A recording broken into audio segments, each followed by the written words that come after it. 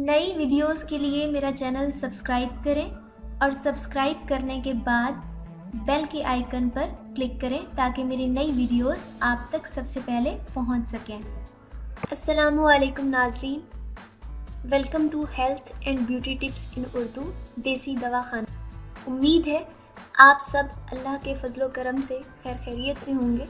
दोस्तों, गोरा रंग चेहरे की दिलकशी का बायस होता है जिसका हुसूल बिल्कुल आसान है, लेकिन सही मालूमात और तरीक़ों के ना जानने के बायस बाज़ारी creams, lotions, skin whitening pills और इंजेक्शंस फ़ायदा पहुंचाने की बजाय उल्टा नुकसान का बायस बनते हैं। अगर आप अपना रंग गोरा करना चाहते हैं तो ये कुदरती अशिया के सही इस्तेमाल से मुमकिन है, क्योंकि कुदरत ने कुदरती अशिया को एंटीऑक्सीडेंट्स और विटामिन्स के ख़जानों से भर रखा होता है। कुदरती अशिया से रंग गोरा करने के लिए आप जल्दबाजी का मुजाहरा बिल्कुल ना करें, बल्कि इनका इस्तेमाल सब्र से जारी रखें। आप गोरा रंग पाएंगे इंशाल्लाह बिना किसी साइड इफ़ेक्ट के। बस ये आज के मेरे 4 तरीके ज़रूर आजमा लें।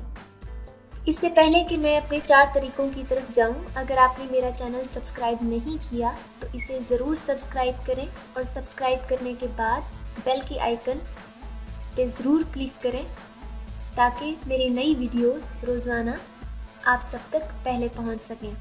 तो चलते हैं अपने पहले तरीके की तरफ। पहले तरीके के अज्जा हैं लीमू का रस 1 चाय का चम्मच, ग्लिसरीन 1 खाने का चम्मच, अर्के गुलाब 1 खाने का चम्मच, शहद 1 चाय का चम्मच। तरीका इस्तेमाल है कि इन चारों चीज़ों को मिक्स कर लें और ये एक महलूल सा तैयार हो जाएगा। इस महलूल को रात को सोते टाइम आप अपने चेहरे पर और हाथों पाँव पर अप्लाई करें और सुबह उठकर किसी भी अच्छे फेस वॉश से धो लें। इसका फ़ायदा ये है, नींबू का रस बेहतरीन एंटीऑक्सीडेंट है जो झुर्रियों को ख़त्म करता है, स्किन को टाइट करता है और एजिंग प्रोसेस से बचाता है। ग्लिसरीन बेहतरीन मॉइस्चराइज़र है। अर्के गुलाब को जिल्द का डॉक्टर भी कहा जाता है। ये एक्नी को रोकता है और जिल्द को साफ और ताज़ा रखता है, जबकि शहद चेहरे पर चमक लाता है, ग्लो लाता है और चेहरे की मांदगी को कम करता है। आगे दूसरा तरीका है कि अगर आप अपनी जिल्द की रंगत को निखारना चाहती हैं तो सब्जियां इसके लिए बेहतरीन हैं। सब्जियों में आलू का मास्क जिल्द की रंगत को निखारने का सबसे अच्छा ज़रिया है। तरीका इस्तेमाल है कि कच्चा आलू छीलकर इसे 2 हिस्सों में तकसीम कर लें और एक टुकड़ा लेकर अच्छी तरह पीसकर मलमल के कपड़े पर फैलाकर चेहरे पर लगाएं और इसे भी रात को ही इस्तेमाल करना है। तमाम रात में इसका अर्क जिल्द में जज्ब हो जाएगा। सुबह रुई को पानी में डुबोकर इसकी मदद से चेहरा साफ कर लें। इसके बाद मुंह धो लें। ये आपके चेहरे की रंगत को भी निखारेगा और चेहरे को मैल से भी साफ करेगा।